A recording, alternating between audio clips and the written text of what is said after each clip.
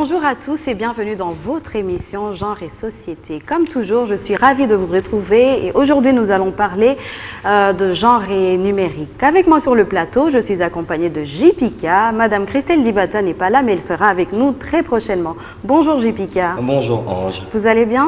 Tout le plaisir est partagé. Je me sens très bien, surtout sur ce plateau qui parle de genre. Super. Alors aujourd'hui, nous allons parler de l'implication des femmes dans le numérique. Comme vous le savez, en septembre 2019, la RDC a élaboré son plan national pour le numérique, qui est un outil de travail, un document qui pose les bases de l'action dans le domaine du numérique. Pour en parler, j'ai l'honneur d'accueillir sur ce plateau le conseiller spécial du chef de l'État, Monsieur Dominique Miguicha. Bonjour, Excellence. Bonjour. Merci d'avoir répondu à notre invitation. Je vous en prie, je vous remercie pour l'invitation. Merci à vous. Juste à côté du conseiller spécial, nous avons Madame Sarah Bopima qui est manager d'un programme qui s'appelle BBDJ, qui est axé sur la femme et le digital. Bonjour Madame Sarah. Bonjour Madame. Merci à vous d'être parmi nous. Je vous en prie. Alors sans plus tarder, nous allons plonger dans le vif du sujet et pour commencer, j'aimerais demander au conseiller spécial de nous faire un peu le point sur l'état du numérique actuel en RDC. Alors, s'agissant du numérique, vous l'avez dit en introduction, le chef de l'État, Félix-Antoine Tshisekedi Tshilombo, est porteur d'une vision pour son pays dans ce secteur. Ça n'a pas toujours été le cas. Il l'a matérialisé de nombreuses façons et celle qui est la plus proche de ma propre personne, si vous permettez, c'est le fait qu'il a créé la fonction de conseiller spécial en charge du numérique. C'est une fonction qui n'a jamais existé dans notre pays et ça témoigne de sa volonté de faire du secteur du numérique et d'avoir mis le secteur du numérique donc, à l'agenda politique. Il a souhaité qu'un cadrage soit fait par rapport à ce secteur, vu qu'il y avait beaucoup de retard accumulé et beaucoup de choses à faire, pour ne pas donc se disperser. Et donc il a souhaité, à l'instar d'autres pays avant nous, de se doter d'un cadre pour finalement baliser le chemin et pouvoir permettre à notre pays de disposer d'un document stratégique référentiel de politique publique sectorielle. Donc oui, c'est l'exercice qui a été fait avec l'expertise congolaise, c'est à signaler. Ça a duré 3 mois, entre mai et août 2019. Et ça a produit donc un draft, un projet de plan national de numérique.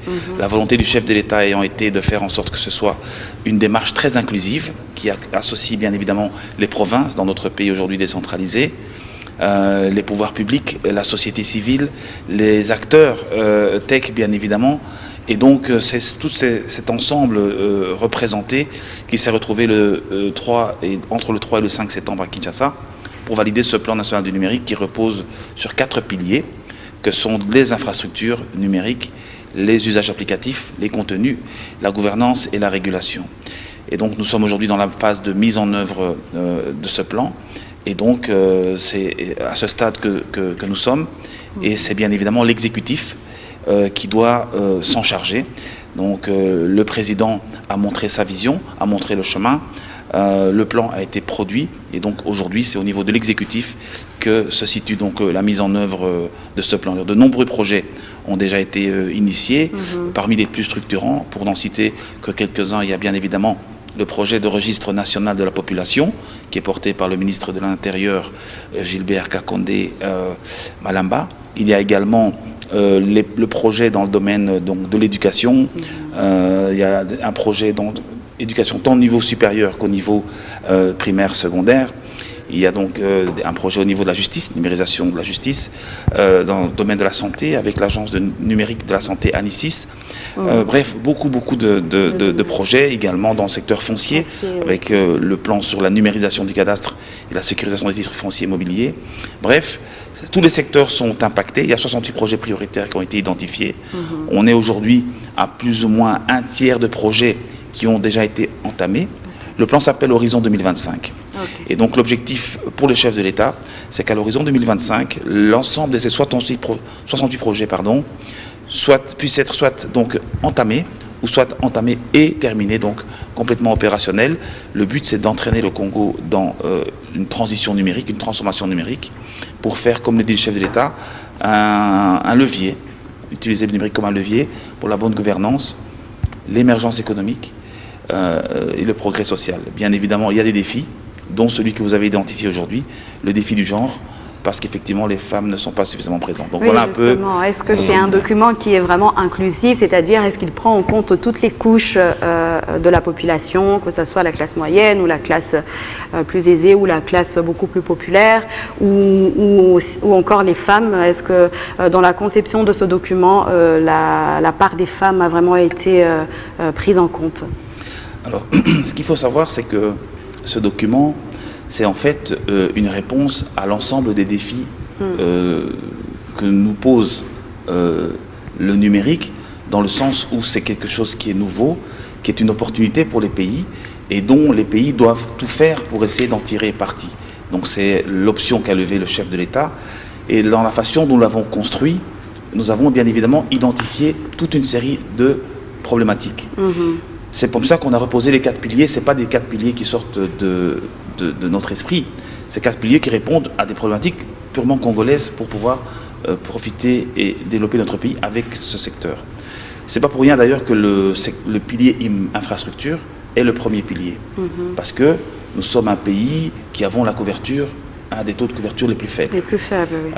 Que ce soit au niveau des infrastructures en fibre optique, que ce soit au niveau des infrastructures en termes de conservation des données dans les data centers, infrastructures satellitaires et autres. Les chiffres que nous connaissons et que vous connaissez également, c'est à peu près 25% de la population qui a accès donc à la téléphonie mobile et un peu moins de 10% à l'accès à l'Internet au quotidien. Donc, pilier infrastructure. Ensuite, il y a les contenus. Et dans les contenus, il y a la formation. Au niveau de la formation, bien évidemment, il y a les problèmes sectoriels, mais il y a les problèmes en général. Ça veut dire que la femme congolaise, la jeune fille congolaise est malheureusement en retard. Ça veut dire qu'elle a moins accès à l'éducation. C'est un problème d'ailleurs, je dirais, africain. Et ça impacte évidemment sur la formation sectorielle au niveau du numérique. C'est même, je dirais, amplifié, on pourra en parler plus tard. Donc, le plan en lui-même prend en considération toutes les problématiques que nous connaissons. Et donc, de facto, la problématique du genre, toutes les problématiques que vous avez évoquées, sont traitées et à traiter dans le cadre de ce plan. Et donc, c'est une opportunité pour corriger, bien évidemment, ces écarts. Et il y a des mesures concrètes qu'on pourra évoquer tout à l'heure pour essayer d'y parvenir. Oui, en parlant de l'implication, en tout cas de la part des femmes dans le numérique, on écoute Madame Sarah Boupima qui va nous parler du programme BBDG. Alors, BBDG, c'est un programme axé sur la jeune fille et le digital. Déjà, Bibi, c'est jeune fille en swahili et Digi comme digital.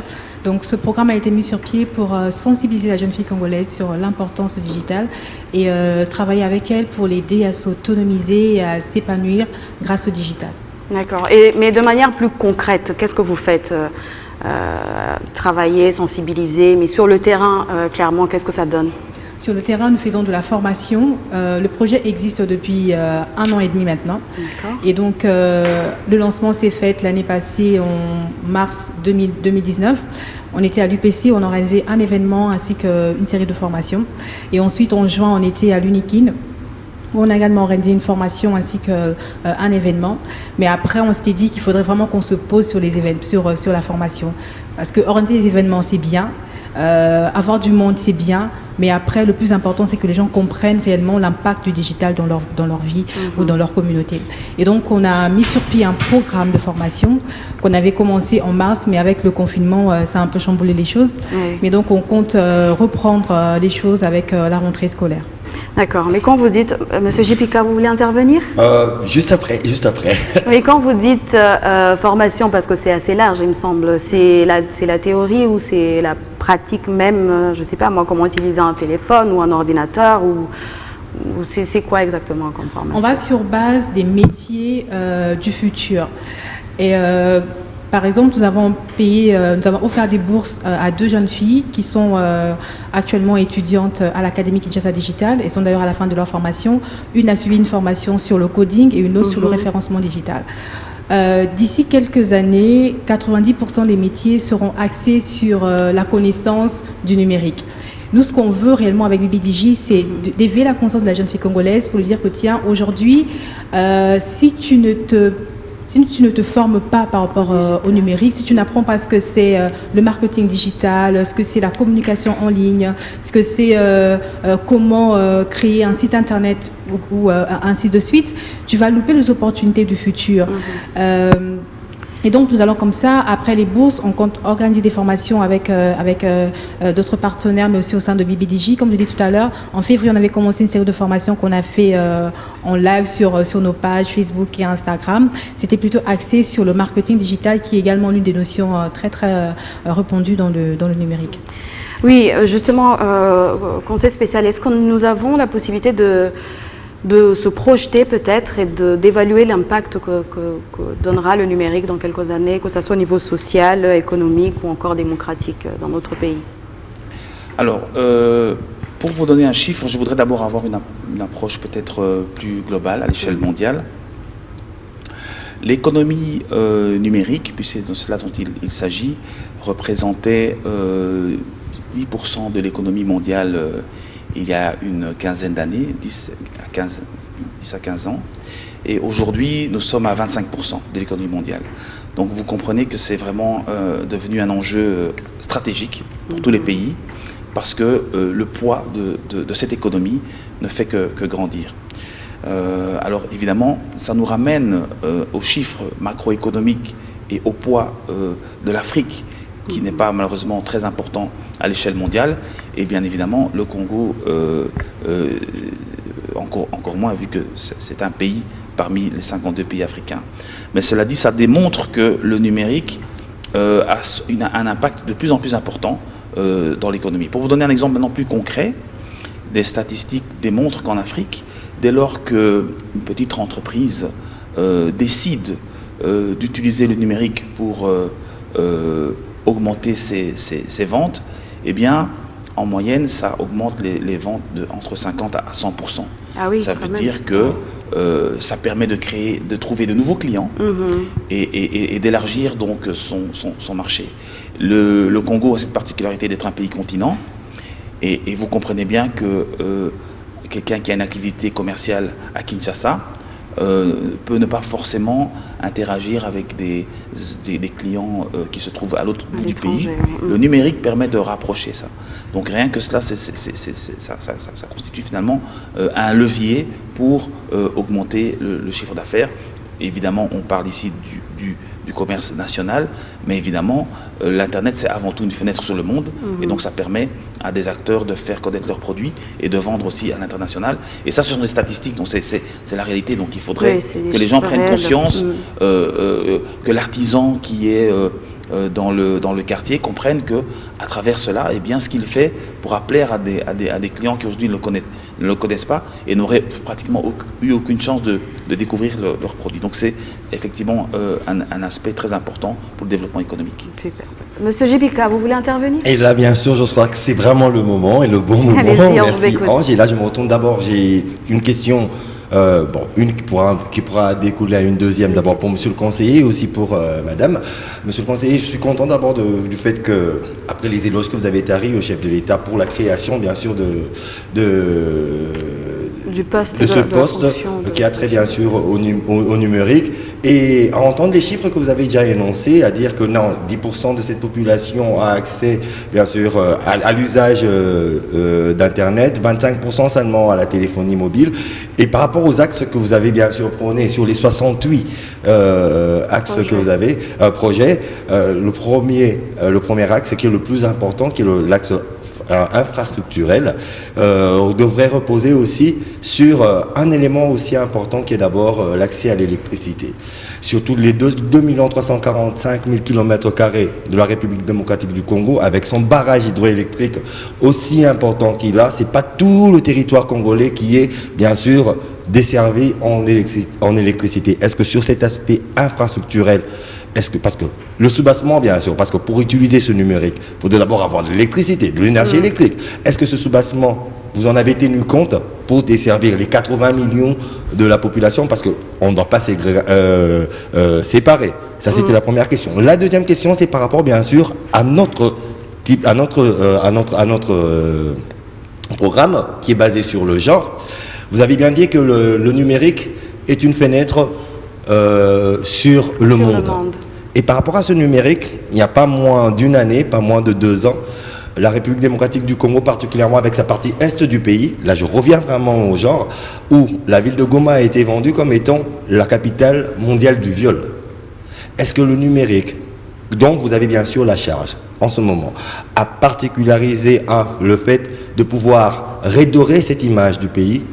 Et la troisième, c'était la première question qui vous a été posée par par Madame Ange, excusez-moi, waouh, le gender, par Madame Ange, qui était de savoir, bien sûr, dans votre cellule, bien sûr, et dans cette structure de numérisation, quelle est la place du gender? Quelle est la place de la femme? Juste ces 3 questions. Merci pour ces 3 questions particulièrement intéressantes. Alors, s'agissant de l'énergie, vous avez parfaitement raison. Je n'ai malheureusement pas d'exemplaire du numérique avec moi, du plan national numérique avec moi, et je l'aurais montré à l'antenne, mais tous vos téléspectateurs peuvent le télécharger librement sur le site www.numérique.cd/PNN. On sent que c'est le numérique qui part. Voilà, c'est ça. Et tous ceux qui donc liront ce document de 130 pages, qui est très intéressant, et j'invite vraiment tout le monde, ceux qui sont intéressés en tout cas par le sujet, de le faire, découvriront qu'il y a effectivement un chapitre sur l'énergie. Et vous avez expliqué avec vraiment les bons mots qu'effectivement, sans énergie, on ne sait pas développer le numérique. Donc le numérique, c'est vraiment le sous-bassement. C'est ce que nous appelons en fait le sous-pilier. C'est le sous-pilier qui sous-tend les 4 autres. Et effectivement, on a donc un chapitre qui énonce un peu les défis, qui souligne l'importance de l'énergie, mais c'est un plan national du numérique, c'est pas un plan national de l'énergie.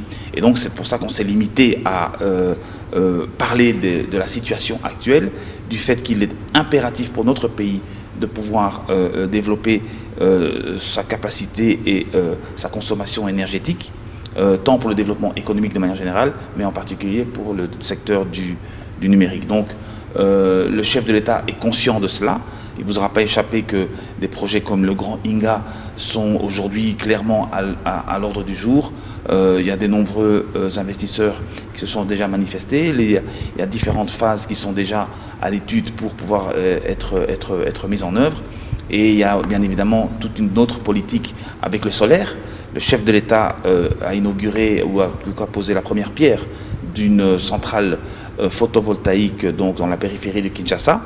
Ce sont donc autant de projets avec des micro-barrages qui devraient permettre d'améliorer la situation énergétique dans notre pays. Donc oui, ça a été identifié dans notre plan national du numérique, ça y figure. La stratégie qui doit être mise en œuvre, c'est par les autorités compétentes, à savoir le ministère de l'Énergie, mais le chef de l'État a compris que pour s'appuyer sur le numérique, il avait besoin d'électricité. Et donc on ne doute pas que le gouvernement aura à cœur d'accélérer la politique énergétique de notre pays.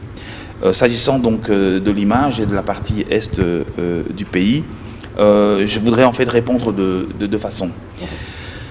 S'agissant de l'image, vous avez parfaitement raison. Le Congo a aujourd'hui envoyé depuis de nombreuses années malheureusement une image un peu négative. Et c'est ainsi que le numérique, c'est aussi une occasion pour nous de pouvoir communiquer. Nous avons eu l'opportunité, 2 mois après ma nomination, de constituer une délégation de la RDC pour prendre part à une grande manifestation à l'international qui se déroule à Paris, qui s'appelle Vivatech, qui est un des plus grands salons du numérique dans le monde.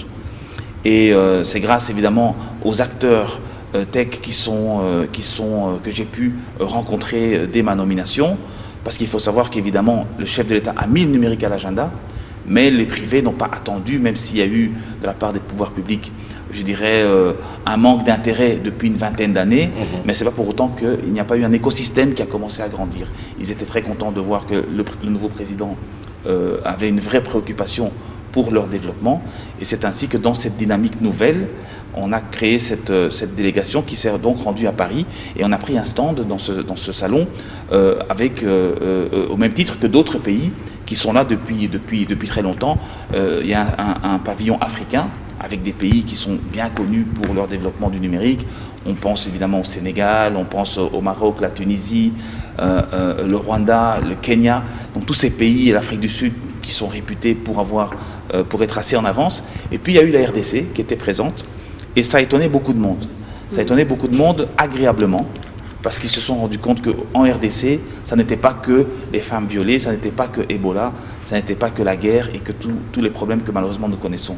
Et donc on a pu envoyer un très bon signal à l'international pour dire qu'effectivement nous avons aussi un écosystème, nous avons des jeunes créateurs, des jeunes start-up, nous avons des jeunes innovants et des jeunes hommes et des jeunes femmes, parce qu'il y a aussi des jeunes femmes. Merci, il y avait notamment une femme très brillante, une jeune Congolaise qui a développé une application pour lutter contre les kidnappings dans les taxis, et donc avec une start-up. Bon, bref, des choses que les gens ne pouvaient pas imaginer qu'on faisait à Goma. Donc ça, c'est pour le volet image. Et alors, s'agissant maintenant de la problématique des femmes violées en elles-mêmes, j'ai récemment pris part à un concours en tant que membre du jury.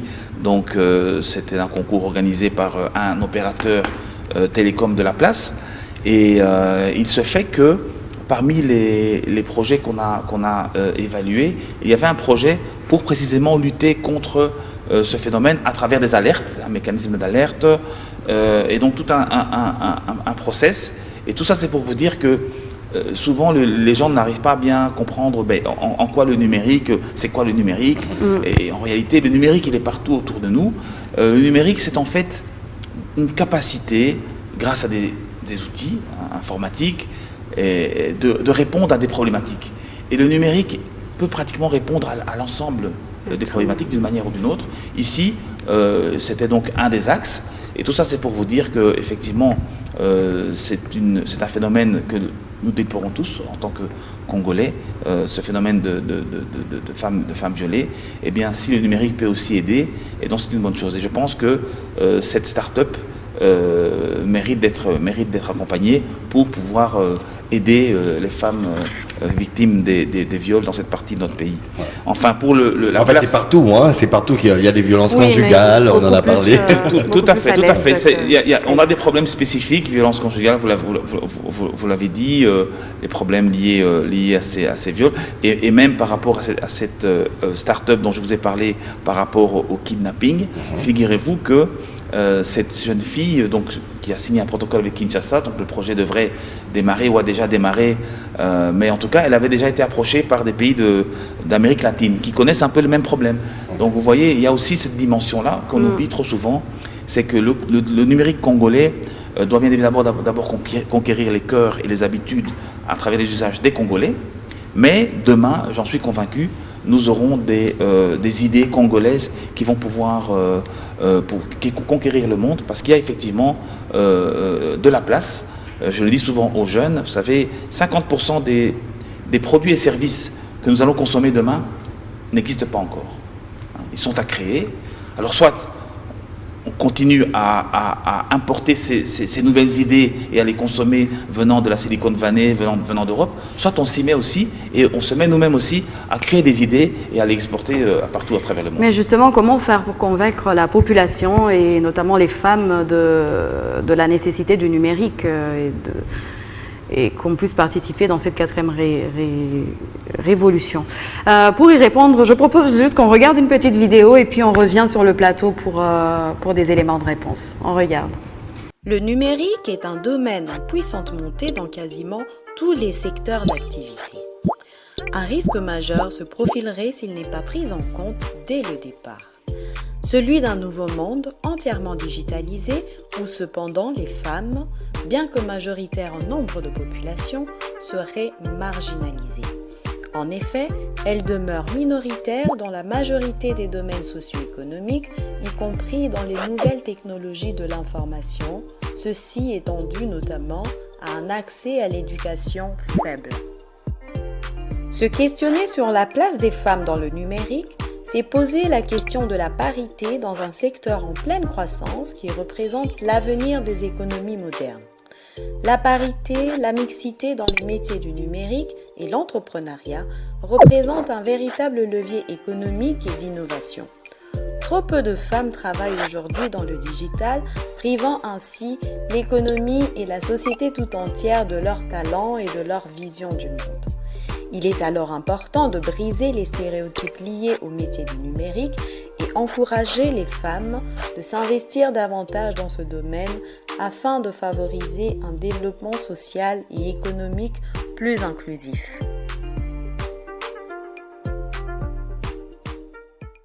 Comment faire pour encourager les femmes de s'investir davantage dans le numérique? Madame Sarah, vous qui pilotez un programme pour les femmes dans le numérique, qu'est-ce que vous pouvez nous répondre sur cette question? Comment vous faites au quotidien pour inciter les femmes, les encourager à s'investir davantage dans le numérique? L'éducation, c'est la clé. Oui. L'éducation, c'est la clé. Tant que la femme ou les femmes ne sauront pas exactement ce que c'est le numérique, son importance et son impact dans la communauté, elles vont jamais s'investir. C'est ça en fait le combat de BBDJ et c'est le combat auquel on fait face tous les jours. Je vais vous dire la vérité, on a eu du mal à avoir plus de femmes dans nos activités, dans les différentes universités là où nous avons été, ou même lorsqu'on réalise des formations. Je suis parfois étonnée de me rendre compte que c'est plus des hommes qui nous écrivent pour savoir comment ça se passe, est-ce que c'est gratuit, comment on fait pour y accéder. Et c'était un peu décevant, mais en fait, après on comprend que quand on parle des domaines assez techniques, les femmes, en fait, se créent elles-mêmes des barrières. Elles se disent que j'y arriverai jamais, c'est compliqué et tout ça. Et ça, c'est aussi un autre problème, en fait, ce problème de stéréotype qui ronge notre société. Et pourtant, depuis des lustres, les femmes ont réellement investi dans le numérique. L'une des femmes pionnières du numérique dans le monde, c'est Ada Lovelace. C'est une femme. Et ça, c'est depuis 1800. Les années 1800, il y avait déjà une femme qui avait travaillé sur le tout premier programme informatique. Et si on parle aujourd'hui du langage Ada, c'est grâce à Ada Lovelace, c'était une femme. Et après elle, il y a eu Catherine Johnson, les femmes dont on a fait le film des figures de l'ombre, ces trois femmes magnifiques, les mathématiciennes, les ingénieurs qui ont impacté la NASA. Et il y a eu plusieurs autres femmes dont on ignore l'histoire, on ne nous en parle pas. Pourquoi? Parce que ce sont des femmes. On met plus en avant des hommes qui réussissent dans l'ingénierie, dans les nouvelles technologies, parce que ce sont des hommes. Mais à chaque fois que les femmes voient que des hommes qui réussissent dans le domaine technique, elles vont se dire, ben, tiens, c'est un domaine pour les hommes, pourquoi j'irai travailler dans ce genre de domaine? Un des freins, c'est qu'on considère que le numérique, le numérique est un domaine purement masculin et que du coup, les femmes ne s'y investissent pas profondément. Oui, alors je suis content d'un truc, je suis heureux par rapport au fait que nos programmes sont assez complémentaires. Pourquoi? Parce qu'en temps de Madame Sarah, déjà, nous avons eu un numéro précédent où on parlait bien sûr de cette culture où la femme se stéréotypait par rapport bien sûr à l'environnement et nous avons demandé à ce que cela cesse. Mais si je veux revenir vers vous, Madame Sarah, c'est par rapport à une question assez particulière. Vous comprenez déjà que nous comprenons que sur les 10% de ceux qui ont accès à Internet, ça veut dire en majorité Kinshasa d'abord et après le reste de l'arrière-pays, la tendance bien sûr à l'accession d'abord au mobile phone, au téléphone portable qui est de 25%, elle tend grandement à se juvéniliser. Et que par la pyramide bien sûr d'âge, il y a plus de jeunes, donc plus d'enfants. Donc déjà nous savons que dans le cycle secondaire, la majorité d'enfants qui sont dans le cycle secondaire sont détenteurs d'un portable. Est-ce que dans votre programme, vous n'avez pas pensé d'abord à pouvoir juvéniliser cela par rapport à cet aspect genre, plutôt que de cibler d'abord ceux qui sont déjà prêts à la sortie de leur formation pour être déjà dans le marché de l'emploi? Justement, on était sur le point de le faire en février avec les formations, mais malheureusement avec la Covid, on n'a pas pu évoluer dans ce sens-là. Donc nous attendons que les choses reviennent un peu à la normale pour commencer à faire des meet-up au sein des écoles. Parce qu'effectivement, la jeunesse, c'est l'avenir. Et si ces jeunes ne sont pas capables de comprendre ce que c'est le numérique maintenant, c'est pas à la fac qu'ils vont l'apprendre. Ça, c'est vrai. J'aimerais pas qu'ils puissent être un peu comme moi ou nous à l'époque, parce que personnellement, les cours d'informatique à l'école, moi on apprenait l'informatique mais il n'y avait pas d'ordinateur. Moi c'est à la fac, en G3 que j'ai appris à saisir, parce que j'ai saisi mon TFC toute seule et c'est en L2 que j'ai vraiment acquéri la rapidité parce que j'ai saisi mon mémoire aussi toute seule. Alors j'aimerais pas que ça soit à la fac que les élèves ou que les étudiants puissent apprendre à utiliser un ordinateur. L'important c'est aussi de doter les écoles des ordinateurs et sans oublier que la RDC, c'est pas seulement Kinshasa. À l'Est, on a besoin de savoir ce que c'est le numérique. Au Nord, au Sud, on a besoin de savoir ce que c'est le numérique. Et tout ça, comme vous l'avez précisé tout à l'heure, il faudrait qu'il y ait de l'électricité. S'il n'y a pas d'électricité, même le plan numérique ne sera pas mis en place, effectivement, si on n'a pas accès à l'électricité. Et autre chose, s'il n'y a pas d'électricité, on n'aura pas accès à un bon réseau Internet. Si on veut que le numérique soit effectif, qu'on ait des startups qui apportent des solutions à nos problèmes quotidiens, il faudrait que toutes les souches congolaises puissent avoir accès à Internet. Aujourd'hui, d'après les recherches, on dit que le Congolais vit avec $1. Et ben, $1, c'est 1 giga. Je vais préférer acheter du pain pour manger que d'avoir 1 giga dans mon téléphone pour naviguer sur Facebook. Ici, d'autant plus que Facebook ne me rapporte pas de l'argent. Ça, c'est aussi un autre problème. Et donc, je pense qu'il y a plusieurs choses qui doivent être résolues pour qu'on ait réellement accès au numérique comme il se doit, et j'espère bien qu'avec le plan numérique, ça sera le cas. Alors si je peux encore surenchérir, merci. Et là maintenant je veux ricocher parce qu'il y a une autre question à laquelle monsieur le conseiller va répondre bien vers la fin, la première question, mais là maintenant c'est le cadre juridique. C'est du cadre juridique que je vais parler par rapport bien sûr au genre. Nous avons vu déjà bien avant que nous puissions avoir l'installation de cet organe dont vous avez bien sûr le pilotage, nous avons eu beaucoup de scandales qui ont eu à pornographier le genre congolais, que ce soit les hommes, que ce soit les femmes. Est-ce qu'il y a un cadre juridique que vous avez mis en place pour essayer de protéger cette population congolaise face à ce numérique qui à la fois est un couteau à double tranchant? Pourquoi? Parce que si vous nous dites que c'est 10% de cette population qui a très bien sûr à cet accès régulé du numérique et que toutes les informations qui passent à travers le numérique, ces plateformes digitales sont celles qui influencent plus les tendances de la population congolaise, que ce soit politique, que ce soit économique, que ce soit social. Est-ce que vous avez pu, vous, au niveau de cette structure que vous avez mise en place, établir un cadre juridique pour essayer de pouvoir protéger cette population congolaise des affres de ce numérique? Oui, alors vous avez parfaitement raison que le numérique est à la fois une opportunité, mais à la fois ce sont des défis. Et puis il faut bien évidemment être attentif et vigilant parce que ça peut être un couteau à double tranchant. On l'a déjà vu à de nombreuses reprises. Alors je voudrais quand même préciser que par rapport au pourcentage au niveau de l'Internet, c'est maximum 10%. Les vrais chiffres devraient tourner autour de 6% de ceux qui en fait vont régulièrement sur Internet. Donc c'est pour dire que le fossé est assez grand, et c'est ce qu'on appelle en fait la fracture numérique à l'échelle nationale. Et il y a évidemment ici, c'est le cœur du débat, la double fracture, c'est la fracture du genre numérique. Hein, donc il y a vraiment une double fracture. Et donc par rapport à ce qui a été prévu, il y a le plan national du numérique, il y a une agence nationale de développement du numérique, donc l'ADN, qui est en cours de création et qui sera une agence qui va permettre évidemment, comme la matière est transversale, de coordonner la mise en œuvre en collaboration avec le gouvernement pour pouvoir, je dirais, mettre en œuvre ce plan. Alors s'agissant évidemment des problématiques spécifiques du genre, pour répondre à la question aussi précédente, vous savez, je pense que ça a été dit ici, les problématiques ont toutes été listées dans ce plan. Et pour ne prendre qu'un exemple qui a été évoqué par madame, la culture du numérique, c'est un des enjeux importants. Ça s'apprend, ça se développe, les habitudes dans les usages. Il y a bien évidemment l'apprentissage au plus bas âge, théorique, mais aussi pratique. Ça fait partie des projets prioritaires. L'inscription, c'est même un projet présidentiel, parce que le président a insisté personnellement sur 5 projets.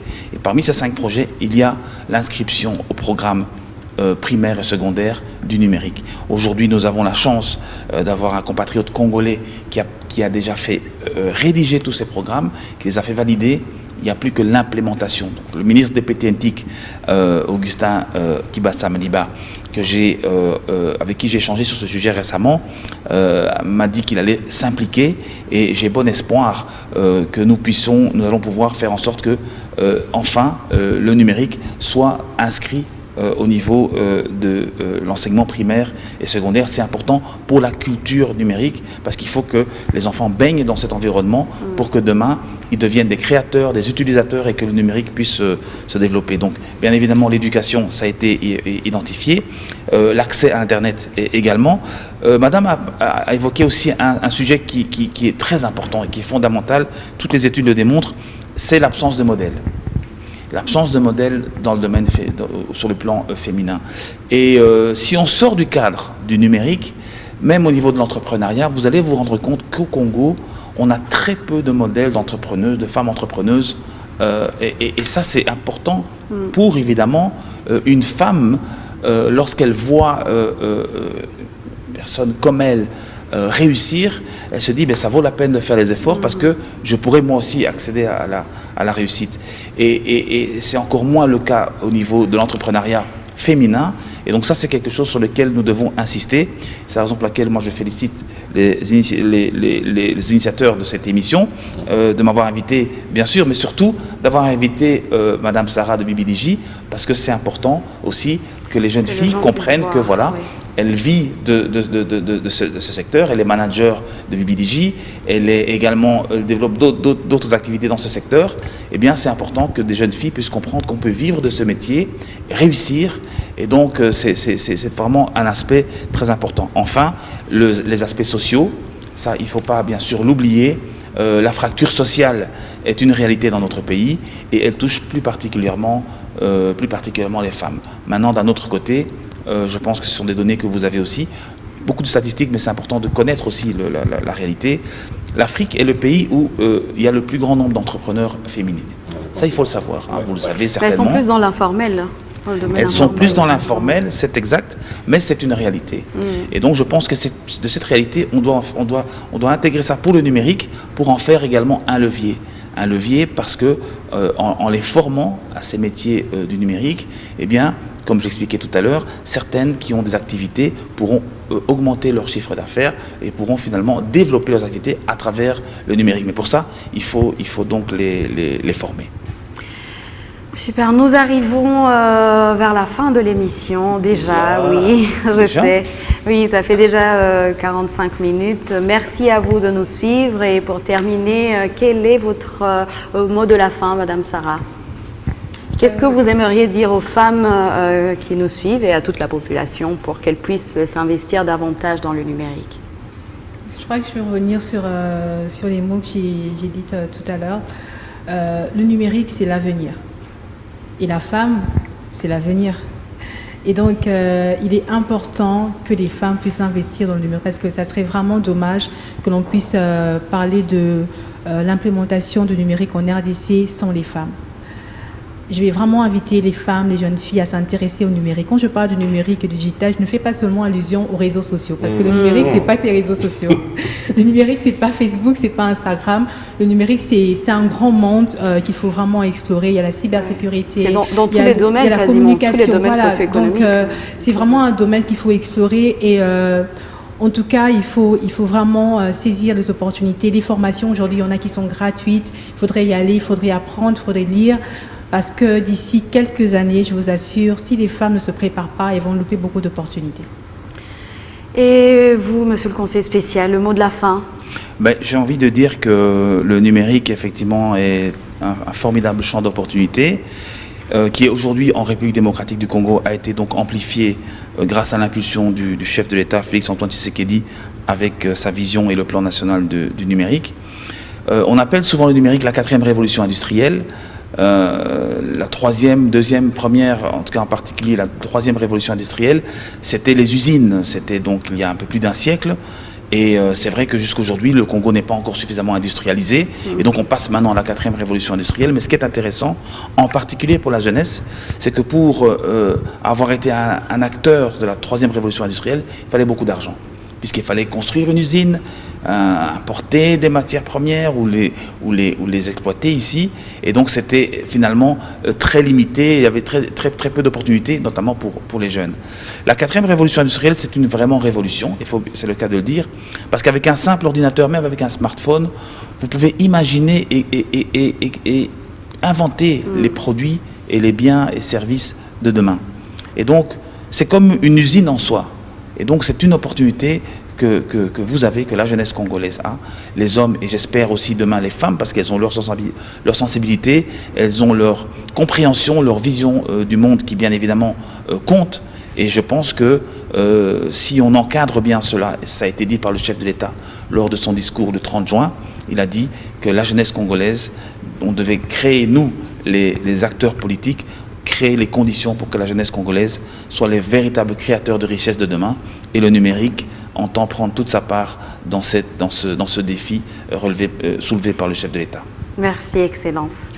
On écoute JPK pour le mot de la fin. Eh bien, pour le mot de la fin, je dirais d'abord merci à nos invités. Merci pour ce débat qui tombe mieux que mal se termine trop tôt. Oui. Et je crois bien sûr qu'avec la création de cette nouvelle structure par le chef de l'État, nous pourrons permettre à tous les Congolais de pouvoir avoir accès à ce numérique en influant aussi sur les prix des télécoms, de la communication. Pourquoi? Parce que c'est déjà l'un des chevals de bataille sur lequel vous devriez aussi vous appuyer. Et je crois bien sûr qu'avec Madame Sarah, après la campagne Tous à l'école, qui je crois est en train de porter ses fruits, où nous avons beaucoup de jeunes filles aussi déjà à l'école depuis plus de 5 ans, et que là, vous allez tendre à juvéniliser et que la pandémie vous laissera le temps de pouvoir le faire. Et grâce à Dieu, et particulièrement à toutes les femmes, en tant qu'homme genré, comme j'ai toujours l'habitude de vous le dire, c'est la 4e révolution. Du point de vue démographie, ici en République démocratique du Congo, comme dans le reste du monde, vous êtes plus, en termes numériques, il y a plus de femmes que d'hommes. Alors saisissez aussi cette opportunité, cette occasion, pour aussi mieux encore faire valoir ce que vous êtes, les êtres chers que nous aimons. Voilà. Merci à vous d'être de plus en plus nombreux et nombreuses à nous suivre. Nous vous en sommes très reconnaissants. On se retrouve la semaine prochaine où nous aborderons une autre thématique et j'espère que vous avez appris beaucoup de choses et que le numérique n'est pas que un domaine réservé aux hommes mais également aux femmes, et en plus c'est un domaine qui est porteur d'avenir et de métiers et d'ouverture en fait au monde. Merci beaucoup, merci à nos 2 invités d'avoir répondu présents et présentes à notre invitation. Quant à nous, on se retrouve très prochainement. Restez positifs. Ciao.